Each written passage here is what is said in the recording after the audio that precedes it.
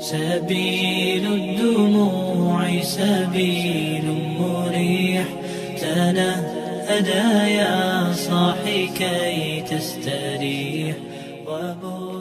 Bismillahirrahmanirrahim. Assalamualaikum warahmatullahi wabarakatuh. Waalaikumsalam warahmatullahi wabarakatuh. Alhamdulillahilladzi arsala rasulahu bil huda wa dinil haqq liyuzhirahu 'alad dini kullihi wa kafa billahi shahidan.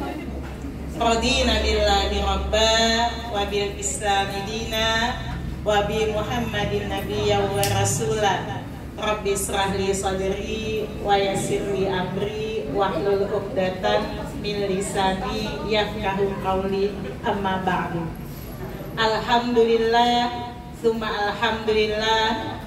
Sama-sama kita selalu basahkan lisan kita dengan banyak-banyak mengucapkan alhamdulillah sebagai bentuk rasa syukur kita kepada Allah atas curahan rahmat, atas curahan nikmat, karunia, juga kesabaran, kekuatan, keikhlasan, kesehatan kepada kita semua para hadirin sekalian, sehingga pada hari ini Allah masih memberikan kita kesempatan usia bisa hidup. Insya Allah Allah panjangkan usia kita, maka kita perbanyak doa. Allahumma barik lana fi Sya'ban wa balighna Ramadan. Ya Allah, berkahilah kami pada bulan Sya'ban dan perjumpakanlah kami dengan bulan Ramadan.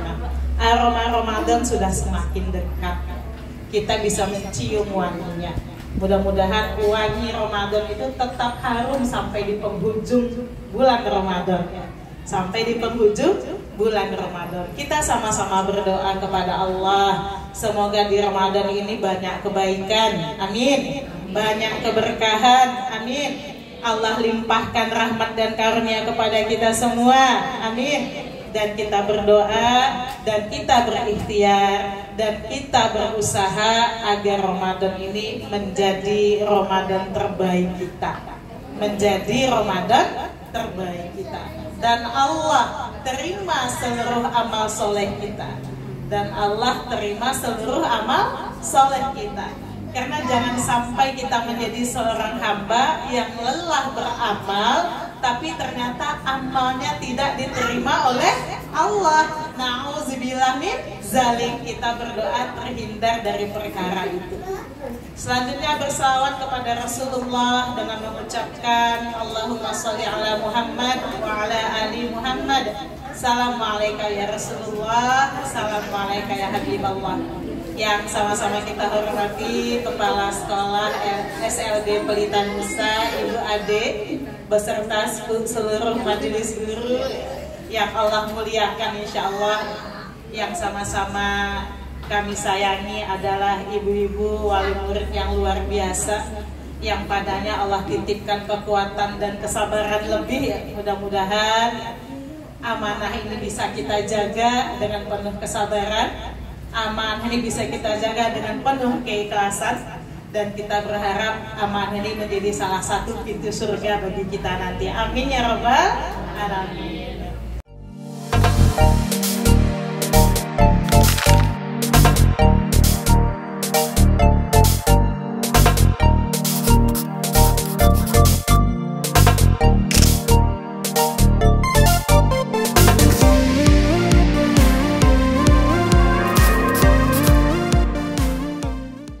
Allah berfirman dalam Quran surat Al-Baqarah yang kita sudah sangat hafal, ya, sangat hafal kita.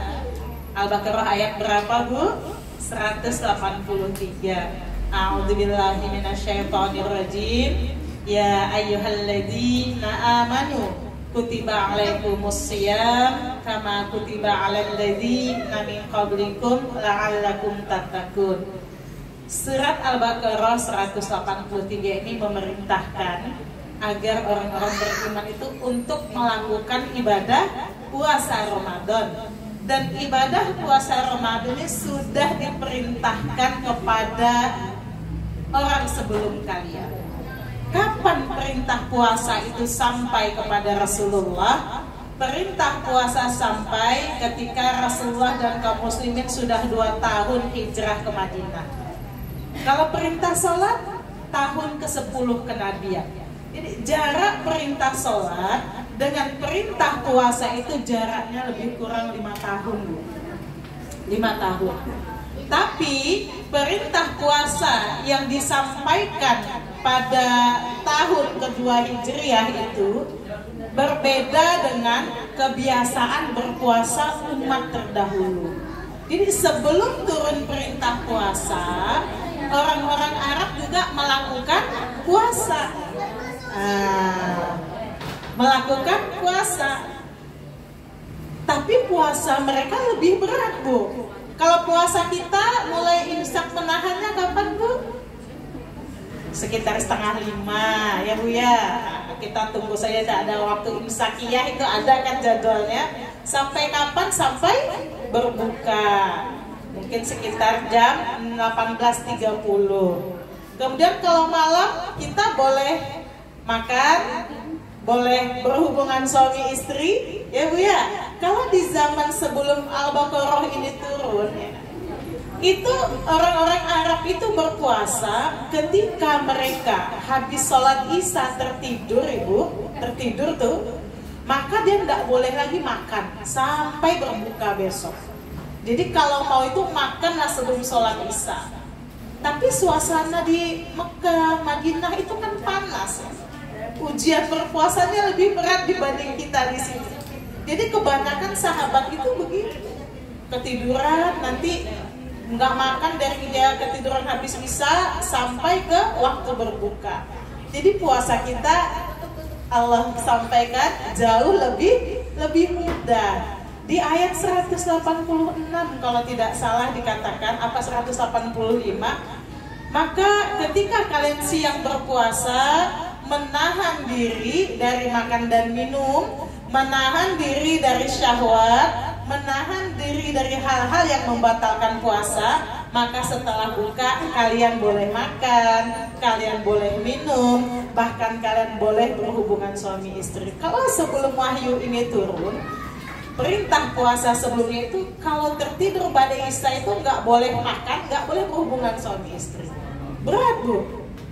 Nah, jadi ini adalah perintah yang memang Allah tujukan kepada orang-orang yang beriman. Kalau orang beriman bisa nggak puasa? Bisa juga ya. Tapi puasa ini kan macam-macam.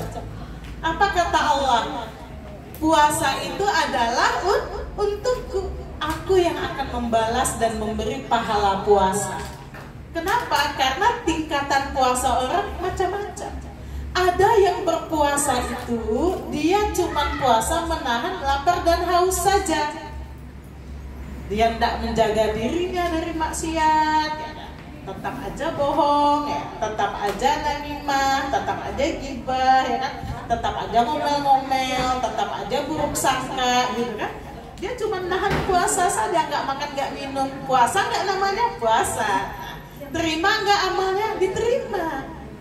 Tapi berapa besaran pahalanya? Maka kata Allah tadi dalam hadis kursi, untuk pahala puasa, puasa itu adalah untukku. Aku yang akan menentukan pahalanya.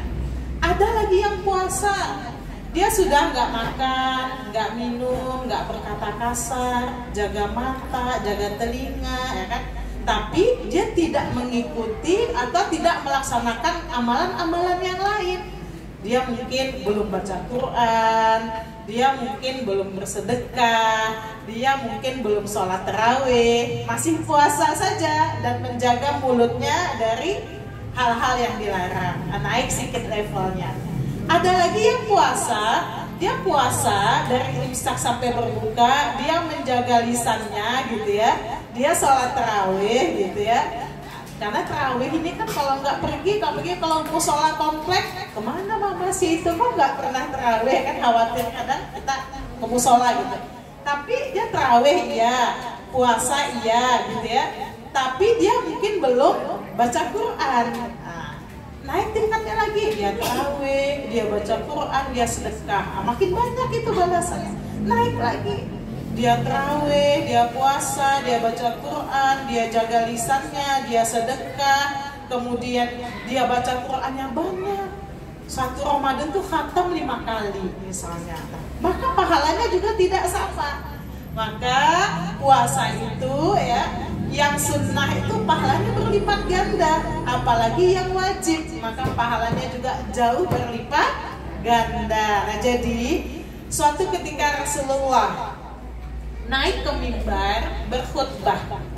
Saat berkhutbah, Rasulullah tiba-tiba mengatakan amin, amin, amin. Jamaah, para sahabat heran, apa yang diaminkan oleh Rasulullah? Apa yang diaminkan? Rasul tidak sedang berdoa ketika itu.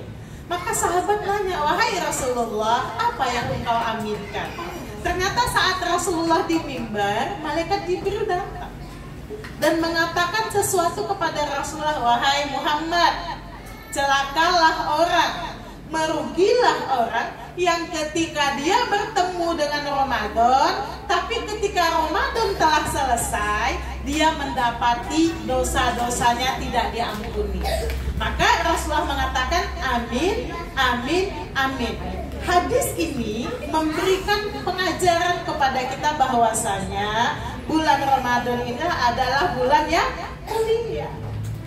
Bulan Ramadan itu adalah bulan di mana dosa-dosa diampuni.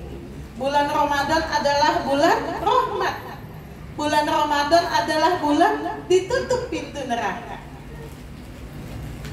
Kalau itu sudah Allah janjikan kepada kita semua oleh Zat yang maha menepati janji, tidak pernah keliru janjinya, tidak pernah molor waktunya, Allah maha menepati janji, maka mengapakah masih ada di antara kita orang-orang beriman yang ketika Ramadan datang menyambutnya tidak dengan sukacita? Maka kita harus menyambut Ramadan dengan perasaan sukacita dan bergembira. Itu sunnah, perintah Rasulullah, sambutlah Ramadan dengan sukacita. Boleh nggak sukacita karena rumah direnovasi, cat rumah? Boleh. Boleh nggak misalkan kita bergembira nyambut Ramadan, misalkan karena kita bisa beli baju baru dan bisa makan yang enak-enak? Boleh. Tapi yang paling baik adalah kita bergembira menyambut Ramadan karena mulianya bulan Ramadan ya. Dosa-dosa kita akan diampuni. Allah memberikan banyak rahmat kepada kita. Bu, kalau Allah sudah memberi rahmat, insya Allah hidup kita aman. Cukup rahmat Allah. Cukup rahmat Allah, hidup kita insya Allah aman. Kalau Allah sudah berpaling dari kita, tidak memberi rahmat kepada kita, kemana kita akan menghadap? Kemana kita akan menuju? Maka cukup rahmat Allah, insya Allah hidup kita akan aman, selamat dunia dan di akhirat. Maka hadis Rasulullah, barang siapa yang melaksanakan ibadah Ramadan karena mengharap ampunan Allah, mengharap ridho Allah, mengharap pahala dari Allah, maka dosa-dosanya diampuni. Hadis Rasulullah lagi, barang siapa yang pada bulan Ramadan melaksanakan sholat tarawih hanya karena Allah, hanya mengharap keridhaan Allah, maka dosa-dosanya diampuni. Masih perkara terkait dengan pengampunan dosa di bulan Ramadan.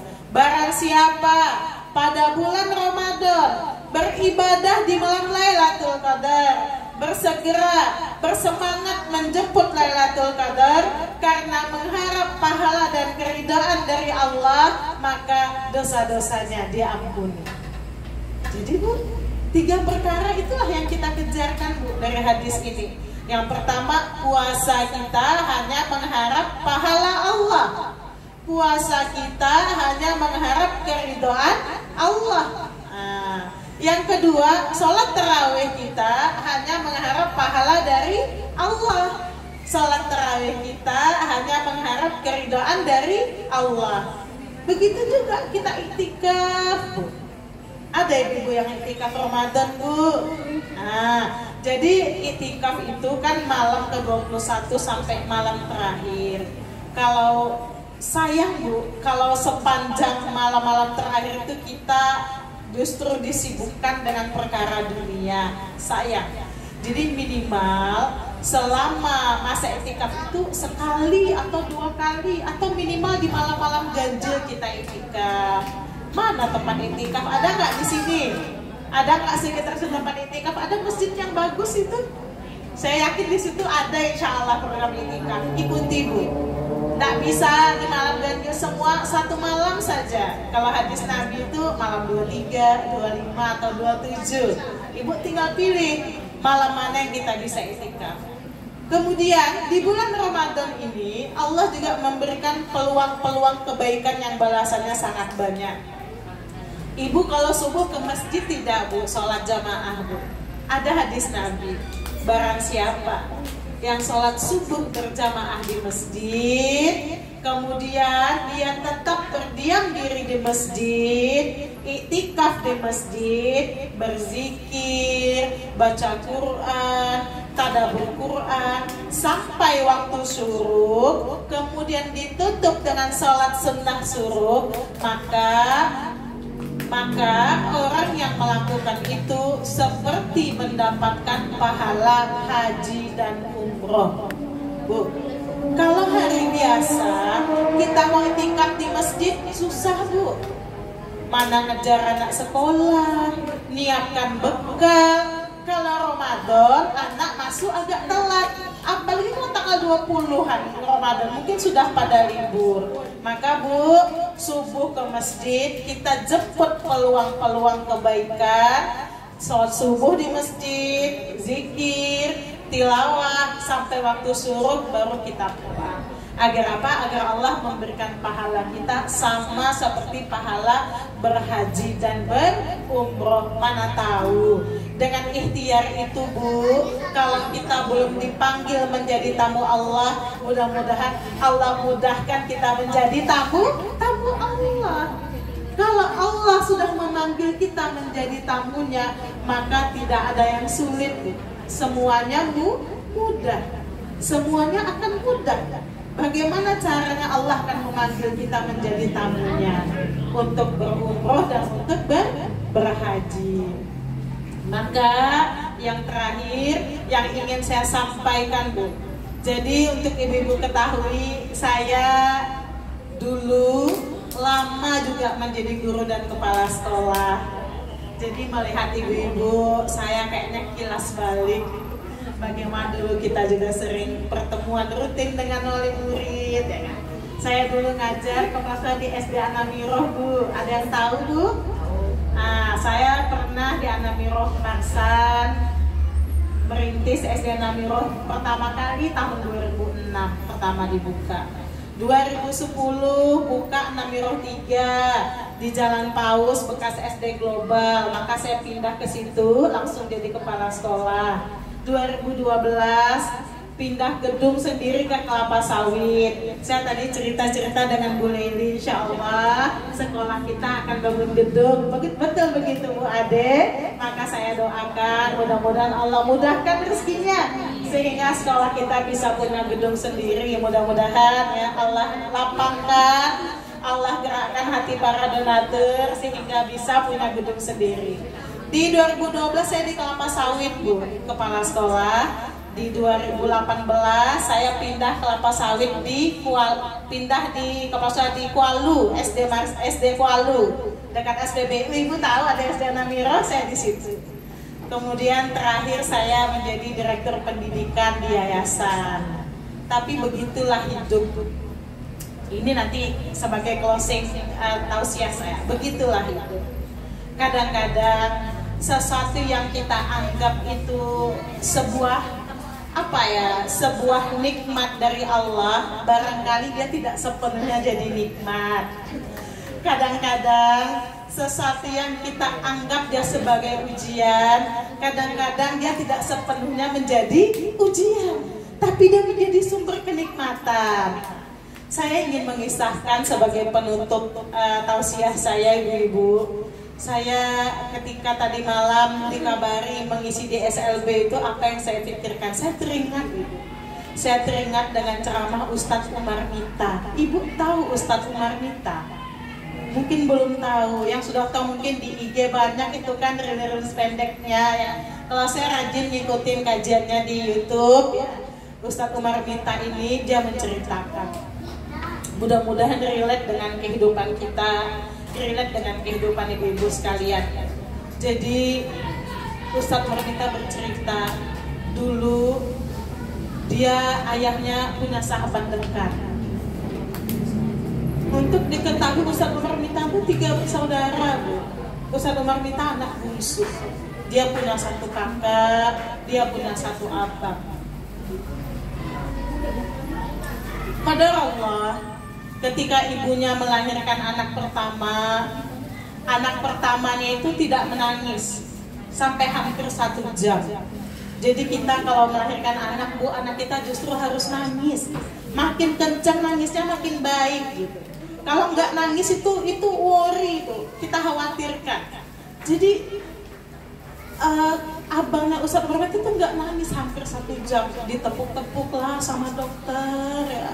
Diangkat-angkat tangannya, nggak nangis juga. Orang tuanya mulai cemas gitu. Kenapa tidak menangis anak saya? Sambil berlinang air mata. Mendekati sejam, nangislah anaknya itu ya, setelah berbagai tindakan nangis. Ternyata anaknya ini yang pertama adalah anak yang spesial. Kemudian jarak berapa tahun ibunya hamil lagi, lahir anak kedua. Doa suami istri itu cuma 1. Ya Allah, kalau anak saya nanti lahir, saya ingin mendengar tangisannya ya Allah. Saya ingin mendengar tangisannya. Tapi kadar Allah, anak keduanya juga tidak menangis untuk waktu yang lama. Akhirnya anak keduanya juga anak yang spesial. Tahu tidak apa yang dilakukan orang tua Ustadz Umar Mita untuk punya anak ketiga? Melakukan tirakat. Ibu pernah dengar tirakat? Tirakat itu adalah riadoh kita dalam beramal kepada Allah. Kenapa disebut riadoh? Karena dia dilakukan konsisten dan terus menerus. Waktu lapar, waktu sempit terus. Jadi kita harus punya tirakat sebagai orang tua, Bu. Jadi orang tua Ustadz Umar Mita melakukan tirakat selama 9 tahun. Sampai Ustadz Umar Mita dilahirkan, ayah ibunya tidak pernah alpa melakukan qiyamul lail. Dia doa, ya Allah, berikanlah kami kekuatan, kesabaran dengan amanah-Mu. Dia doa, kalaupun Engkau mentakdirkan saya punya keturunan ya Allah, maka sehatkanlah dia ya Allah biar bisa menjaga kedua kakaknya kalau kami pergi mendahului mereka ya Allah. 9 tahun, Bu, tak pernah alfa qiyamul lail. Maka atas kehendak Allah hamillah yang ketiga, lahirlah Ustadz Umar Mita. Nangisnya kencang. Cerita ayahnya, nah nangisnya kencang, sangat kencang. Mungkin tangismu ini adalah rangkapan dari tangis 2 kakakmu yang tidak kelar saat lahir. Alhamdulillah, Maha Suci Allah. Ketika kita bersabar, ketika kita ikhlas, maka Allah akan ganti dengan sesuatu yang jauh lebih indah, dengan sesuatu yang jauh lebih baik. Alhamdulillah hari ini Ustadz Umar Mita menjadi ustadz yang banyak memberikan insight kepada kita semua. Betapa banyak orang masuk Islam karena dengan ceramah Ustadz Umar Mita. Jadi alhamdulillah betapa bangga kedua orang tuanya. Jadi Bu, kita tidak boleh berputus asa dari rahmat Allah. Apa kata hadis Nabi? Tahukah engkau dosa yang paling besar? Adalah ketika engkau berputus asa dari rahmat Allah. Kita nggak boleh berputus asa. Lain cerita orang tua Ustadz Umar Mita, lain pula kisah sahabatnya. Dia punya sahabat yang Allah takdirkan. Ketiga anaknya itu anak spesial, tidak bisa melihat. Kedua orang tuanya sehat. Anak pertama tidak bisa melihat. Teman ayah Ustaz Umar Mita ini seorang kiai bu, imam masjid, sering ngisi ceramah. Ketika dia anak pertama nggak bisa ngeliat, sabar dia. Hamil istri anak kedua, dia doa juga. Ya Allah, semoga anak kedua saya ini penglihatannya lengkap, panca inderanya lengkap. Kadang Allah buta, mulai oleng akidahnya. Mulai oleh, mulai muncul pikiran, ya Allah, apa salahnya ya Allah? Saya rajin sholat, rajin baca Quran, rajin sedekah. Kenapa engkau uji dengan anak yang tidak bisa melihat ya Allah? Masih sholat tapi sudah mulai ada rasa protes kepada Allah. Tidak lama istrinya hamil anak ketiga. Dia doa juga, ya Allah, mudah-mudahan anak ketiga ini ya Allah lahir lengkap, bisa menjaga saudaranya nanti kalau kami pergi lebih dulu. Doa kita kan gitu bu, bisa menjaga saudaranya ketika kami pergi lebih dulu. Maka kadar Allah anak ketiganya juga tidak bisa melihat. Oleh beneran. Akhirnya ayah ini bu nggak sholat, dia pergi ke masjid, tapi nggak sholat, tegak aja depan masjid. Kalau orang pelanggar masjid, ngapain kalian sholat? Saya sholat rajin, puasa rajin, toh Allah nggak dengar saya. Coba bu, kita berdoa terhindar dari hal-hal seperti itu. Kita harus punya keyakinan bahwasanya Allah itu Maha Pengasih dan Maha Penyayang. Tidak ada sesuatu yang berasal dari Allah itu buruk untuk kehidupan kita. Semuanya baik. Semuanya baik untuk kehidupan kita. Kalau kelihatan belum baik untuk kehidupan dunia, insya Allah dia akan baik untuk kehidupan akhirat kita. Disitulah Allah menguji kesabaran kita, keikhlasan kita. Maka mari sama-sama kita berdoa ibu-ibu sekalian, Allah karuniakan kesabaran yang banyak kepada kita. Karena kita ingat janji Allah dalam Quran surat Az-Zumar ayat 10, maka orang yang bersabar tanpa bataslah akan Allah berikan pahala yang tanpa batas pula. Maka salah kalau kita mengatakan sabar saya ada batasnya. Sabar itu nggak ada batas bu. Kalau kita diuji Allah, rasanya kesabaran kita sudah habis pada puncaknya, maka kita naikkan level kesabaran kita. Kita tambah tingkat kesabaran kita. Kita ingat janji Allah itu, orang yang bersabar tanpa batas lah yang akan Allah berikan pahala tanpa batas. Jadi kita perbanyak sabar kita bu. Kita perbanyak syukur kita atas nikmat-nikmat yang Allah telah berikan kepada kita. Karena hadis Nabi, jadikanlah sabar dan syukur sebagai kendaraanmu ke surga.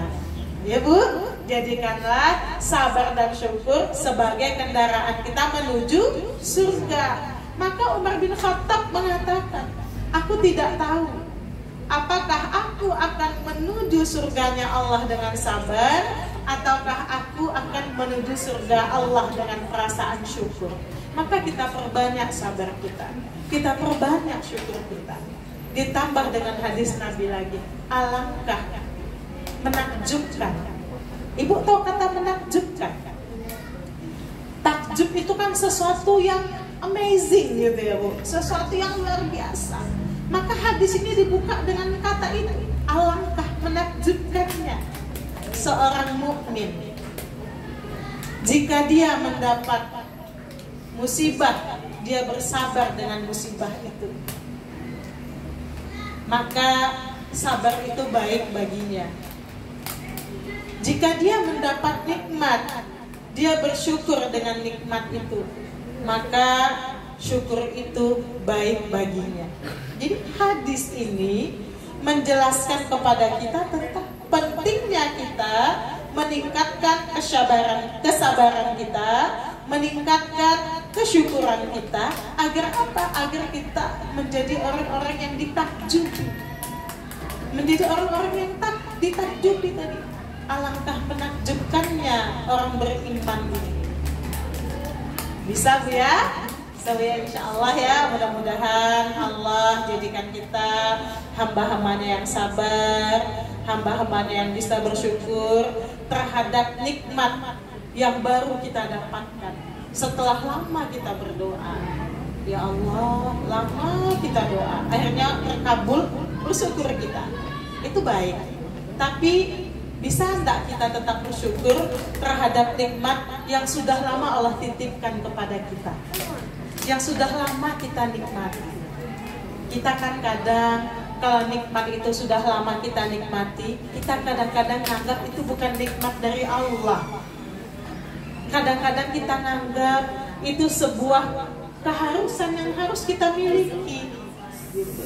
Padahal itu juga kenikmatan dari Allah. Maka belajarlah kita bersyukur terhadap nikmat yang baru kita dapatkan karena doa-doa kita, ataupun terhadap nikmat yang sudah lama Allah berikan kepada kita.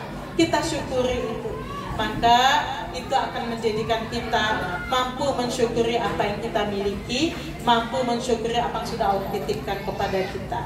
Alhaqumur rabbik fala takunanna minal munkarin. Afa minkum.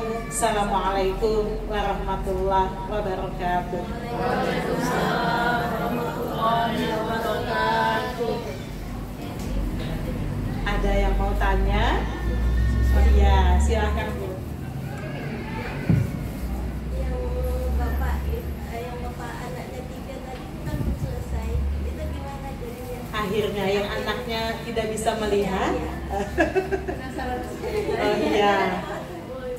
Jadi tadi ada kisah yang baik, ada kisah yang buruk. Hidup kita kan begitu. Ada kabar yang baik, ada kabar yang buruk. Quran kan juga begitu. Quran itu ada menyampaikan kabar yang baik, ada juga menyampaikan kabar yang buruk. Kabar yang baik tentang surga, tentang pahala, tentang balasan kebaikan. Kabar buruk tentang orang yang lalai, tentang azab neraka, ya kan? Nah, jadi kisah baik tadi, kisah tentang keluarga Ustadz Umar Mita melakukan tirakat, sehingga dengan tirakat itu Allah berikan kebaikan yang banyak bagi keluarga mereka.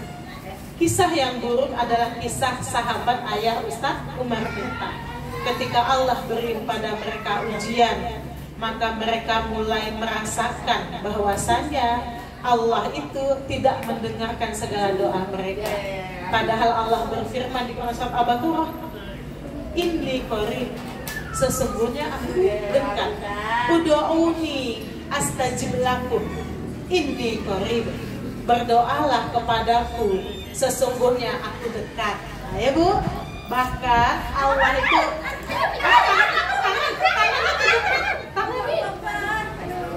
Allah nangis sakit nggak?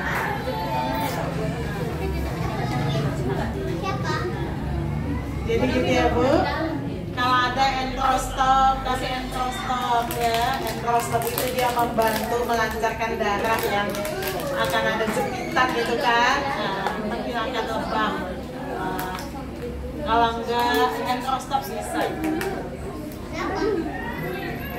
Mungkin Ibu bisa geser di sini, boleh Ibu? Kita, nama anak-anak kita ini kita harus aware ya. Ya, jadi kalau ada masukan lebih mudah di sini ya. Maaf Ibu, nggak apa-apa ya. Atau di sini ada karpet Ibu. Nah, jadi kisah orang tua yang ketiga tadi itu, yang punya anak 3 tidak bisa melihat itu, akhirnya bagaimana akhir kehidupannya? Akhir kehidupannya su'ul khotimah. Dia tidak sholat, dia tidak lagi mau puasa. Padahal sebelumnya dia seorang ulama, seorang ustadz. Tapi begitulah Allah memberikan gambaran dan pelajaran kepada kita. Bagaimana kita menyikapi segala ujian hidup kita ini? Apakah ujian hidup ini akan menghantarkan kita kepada akhir yang husnul khotimah, atau menghantarkan kita kepada akhir yang su'ul khotimah? Maka kita berdoa kepada Allah agar akhir kehidupan kita, akhir dari kita menghadapi ujian hidup kita itu adalah husnul khotimah, akhir yang baik. Maka perbanyak berdoa kepada Allah, perbanyak berserah diri kepada Allah, karena sesungguhnya Allah yang maha kuat, Allah yang maha hebat, Allah yang maha tahu, Allah yang maha menyelesaikan segala urusan kita. Tugas kita, Bu, di dunia ini cuma taat, taat.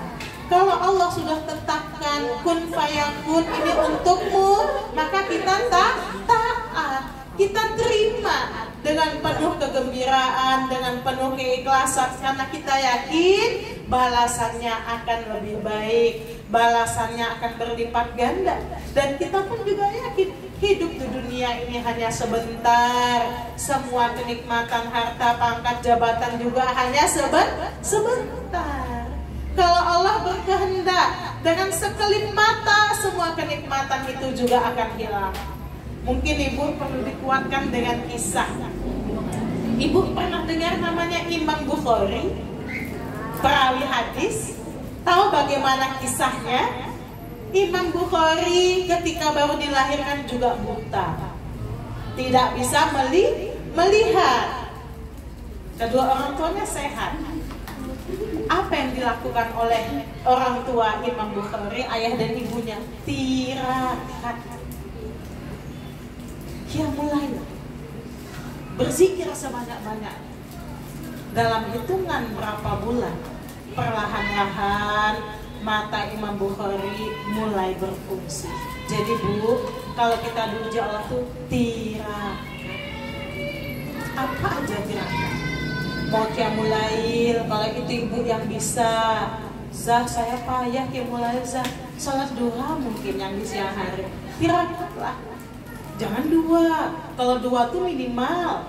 Kalau mau tirakat yang 8. Iya kan? Kalau sholat duha kita 8 rakaat, kata hadis Nabi, maka akan dibangunkan rumah di surga untuk kalian yang sholat duha 8 rakaat tirakat.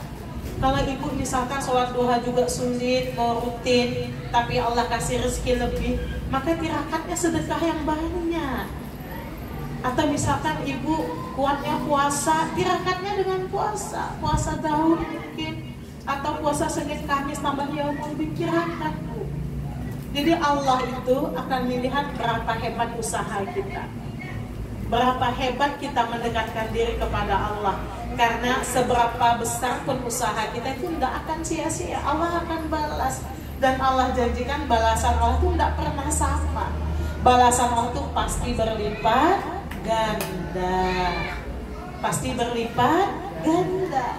Jadi ini membuat kita semakin yakin dan tidak ragu untuk senantiasa taat kepada Allah, karena tugas kita adalah taat. Kalau kita sudah taat, maka insya Allah Allah akan bersama kita, menolong kita, menguatkan kita, memberi jalan keluar dari arah yang tidak disangka-sangka. Bisa Bu ya? Mungkin itu ya. Mudah-mudahan Allah ijabah semua doa dan harapan kita. Ada lagi Bu yang mau tanya? Silakan Bu. Masalah fidyah. Ya fidyah. Adanya membayar fidyah kepada sukunya yang tidak mampu. Sementara yang kita saudara tadi punya suami,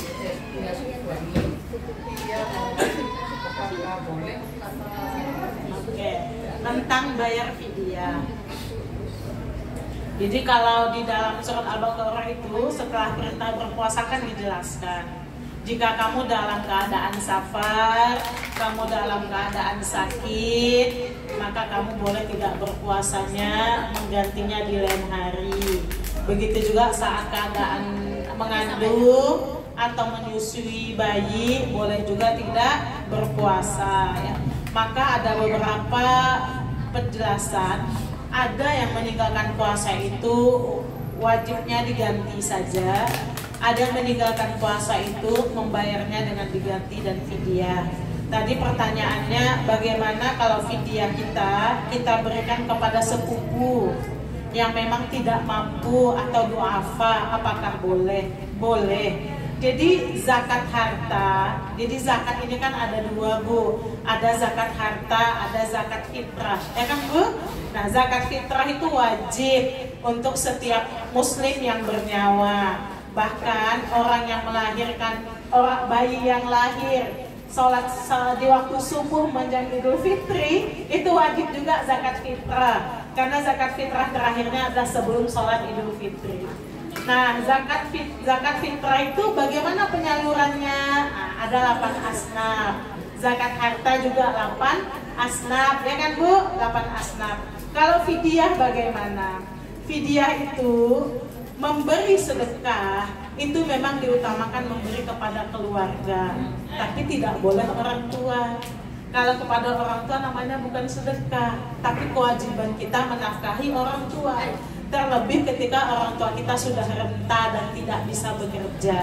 Kalau ibu bayar fidyah misalkan ke sepupu sekali, sepupu 2 kali, itu tidak masalah. Karena apa? Memang disunahkan bersedekah itu kepada keluarga terdekat. Jangan sampai kita royal, kita suka bantu, tapi kepada orang yang jauh. Tapi kepada keluarga terdekat kita, saudara kita tidak pernah mengulurkan tangan. Jangan. Kesolehan kita itu, kebaikan kita itu hendaklah dirasakan oleh orang yang berada paling dekat dengan kita. Makanya jangan kita sampai jadi orang yang soleh dengan ketika bersama orang lain, tapi bersama keluarga kita nggak soleh.